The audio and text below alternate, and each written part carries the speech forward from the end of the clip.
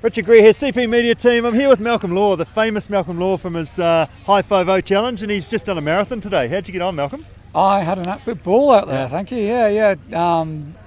My kind of marathon, actually, lots and lots of hills. Yep.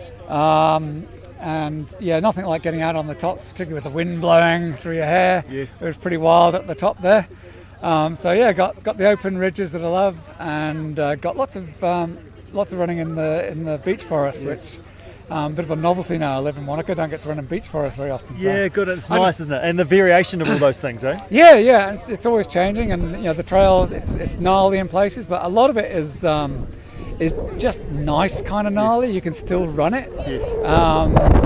And so it's a bit technical. It's interesting, but it's not so technical that you can't run, and it's not so smooth that it's boring. Yes, it's just that really nice kind of trail. Yeah. So yeah, loved it. Loved every minute of it. Actually, good stuff. Yeah. Good stuff. And how are you going just with training and getting out and doing some of these races and bits and pieces now after your massive High 5-0 challenge that you did?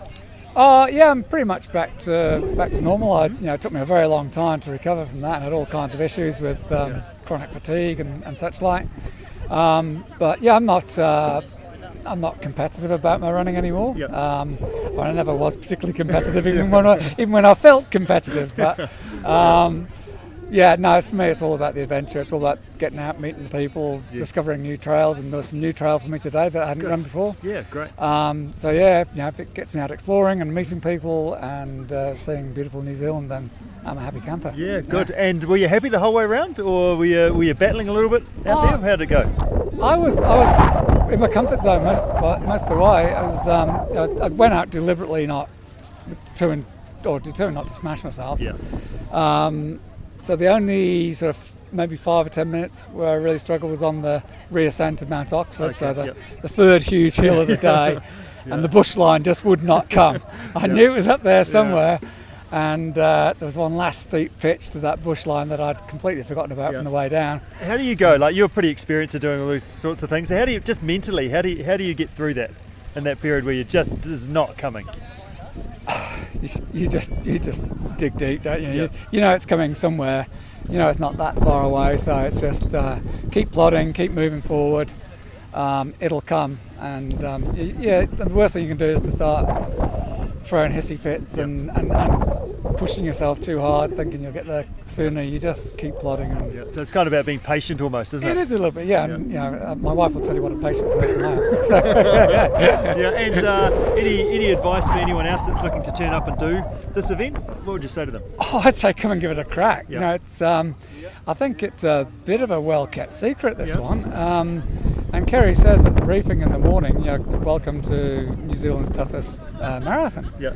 And I'm going to do some statistical analysis on this because I'm really intrigued. But I'm really struggling to think of another one that for kilometre over that kind of distance can be that tough. Yep. So the acid measure, I guess, is how long does it take per kilometre over the course of the run.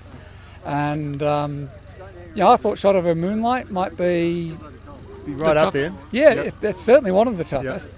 But this took me an hour and a half longer than the Shot Over Moonlight this year. To be fair, I was probably pushing myself a bit harder at Shot Over, but that does not account for an hour and a half's difference. And 3,400 metres of climb in 42k. That's a lot of climb in anyone's book. So this is a genuine challenge. So people have done a lot of marathons and they want to try something different. Come and give this one a crack. Well done, Malcom. Well, great work on a fantastic day out, and awesome to see you coming up to support this. And we'll look forward to catching up at the next event. Yeah, cheers. I'm hoping to get back next time. Bring Sally next year, and I think she'd enjoy those hills as well. Good stuff. The gazelle can go and smash it. Well done, Malcom. Good stuff. Cheers. Thanks.